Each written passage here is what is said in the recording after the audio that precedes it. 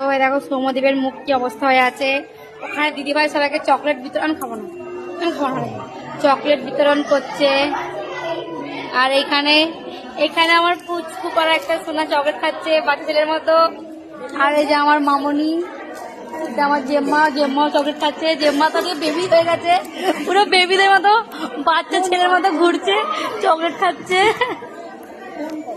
আর এই যে ঝগড়া ঝাঁটি অশান্তি করার মাস্টার, এই যে এই লোকটাকে এবার থেকে আর নেবো না আমরা, এই লোকটা এবার থেকে বাদ।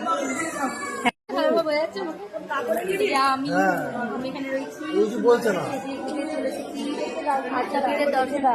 এত ভালো লাগছে না, এত গরম করছে। ভাবিনি যে এত গরম হবে, ভেবেছিলাম হয়তো ঠান্ডা ঠান্ডা ওয়েদার থাকবে, কিন্তু এত যে গরম করবে। এখন আড্ডাবির বন্ধ, তাই বসে আছি।